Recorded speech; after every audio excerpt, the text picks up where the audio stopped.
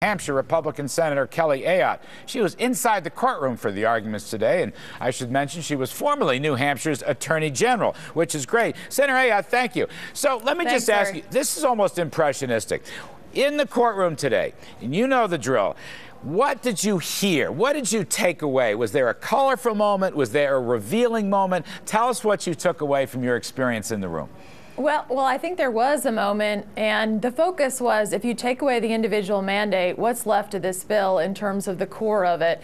And Paul Clement, who argued the case for the challengers and for the states that are challenging this law, basically said that you would have a hollow shell of the law left if you take away the individual mandate. And I think that was a very compelling argument. And also, when you think about the argument yesterday, this is different from other Commerce Clause cases because this is a case that Justice Kennedy honed right in on it, Larry, and that is, this is a case not banning something, this is a case forcing someone to act, very different than other Commerce Clause cases. You know, one thing that confused me, or just didn't make any sense, I'm not a lawyer, but the government's lawyer told the court today that if the mandate is removed, if the mandate is overturned, they should also remove the, prior illnesses condition that insurance companies must afford insurance. They should just take that out and then let everything else stay in. Now, that just didn't make a whole lot of sense to me. Did you hear that? Who answered that? You know, I did hear that, and I thought that the argument on the other side was much more compelling. It's all interrelated, Larry. The individual mandate is related to the issue of the community health ratings as well as the pre-existing condition part of it and the funding for it, Larry. Let's not forget that in order to fund all this, there's a whole host of taxes that are going to be imposed coming in 2013, and it's all interrelated.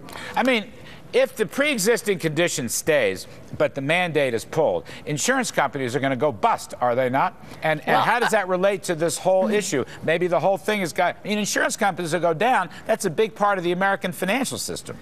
Well, Larry, it all comes together, and the court has to look at their prior cases, legislative intent, and all of these provisions were related together. So you're absolutely right. You can't take one without the other, and the government's position on this was not compelling, and I didn't think the justices were buying that portion of it. All right, what happens, last one, Senator, appreciate it. Look, suppose the mandate, the individual personal mandate is overturned, but the Supremes say, all right, Congress, we're just pushing this back to you. We don't like the personal mandate, the individual mandate, but you got to fix the rest of this bill and that. Could that be done? Could you actually reform this thing, or does it have to be scrapped and start over again? Well, Larry, I think the better course would be to scrap and start over again because many of us believe that we need to deal with health care costs.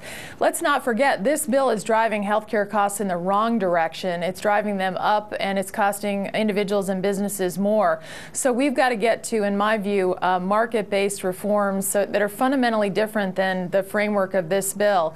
And I think to take out the individual mandate is the core of the bill, and really look at how the bill was passed. I mean, there was not it was tough to get this passed from the Democrats. You needed the Cornhusker kickback, the Louisiana Purchase, and that was raised in court today as well by Justice Scalia, which I thought was pretty astounding. All right, Senator Kelly Ayotte, pretty good stuff. Thank you, man. Appreciate you coming back on the show.